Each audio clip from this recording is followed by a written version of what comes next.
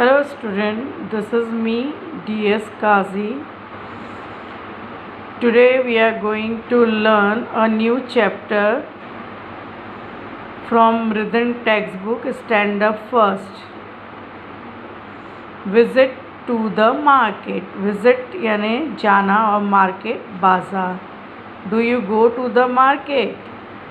क्या आप कभी बाज़ार गए हैं?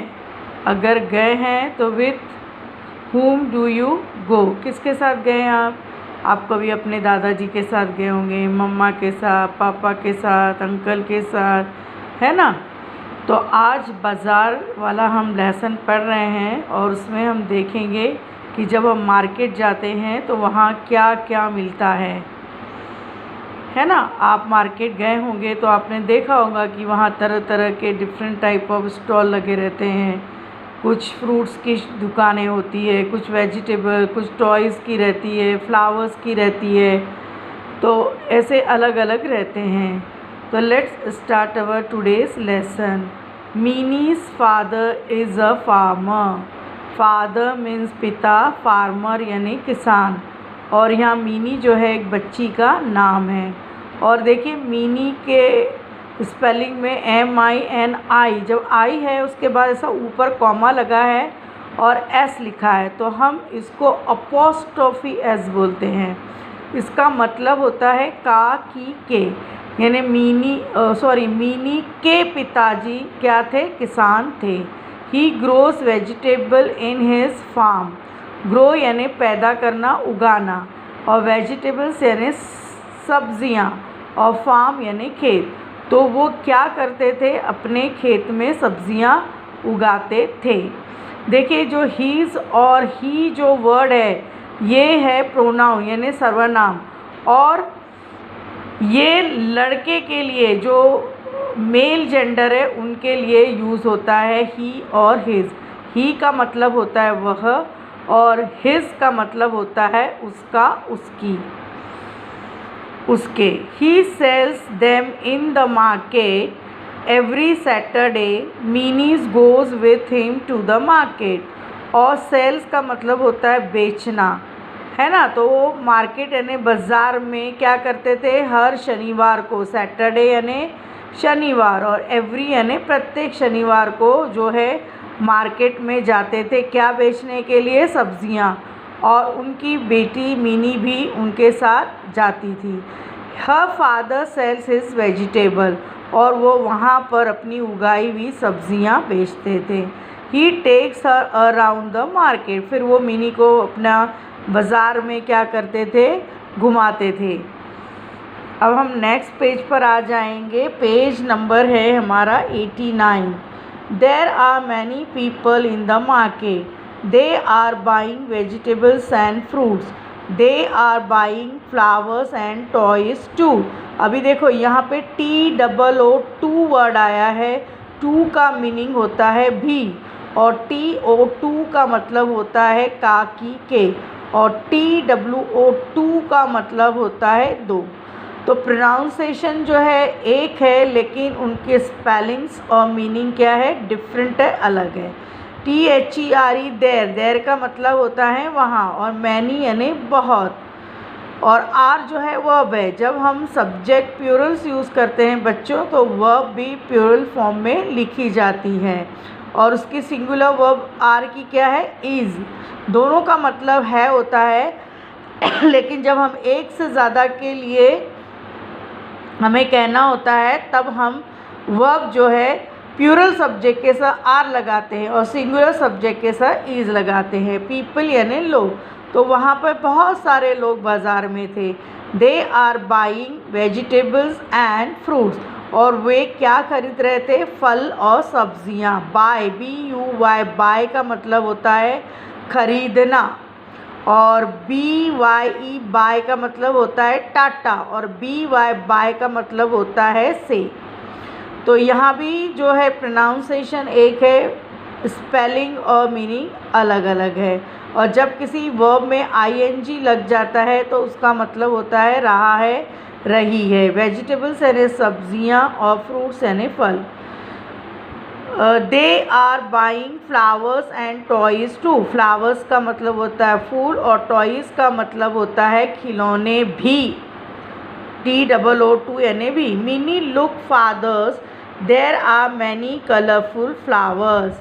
फिर उनके पापा उनको क्या बोलते हैं? लुक यानी देखना। मिनी से कहते हैं कि देखो वहाँ पर क्या है? कलरफुल यानी रंग बिरंगी, फ्लावर्स यानी फूल हैं। Father yes there are, let me tell you the names of the flowers. These are roses, these are marigolds, those are jasmine.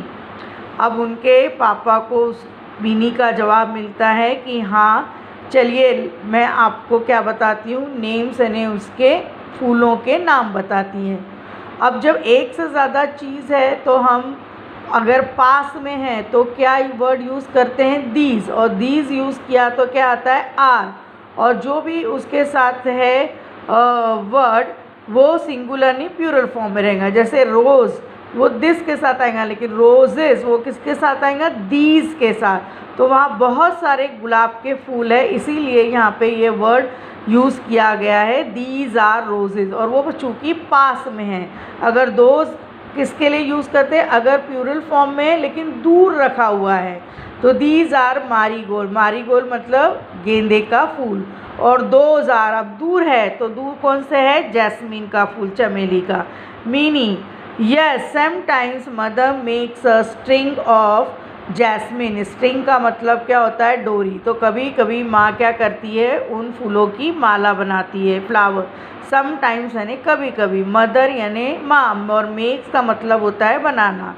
Father look at the fruit here. Here का मतलब होता है पास में, आरी।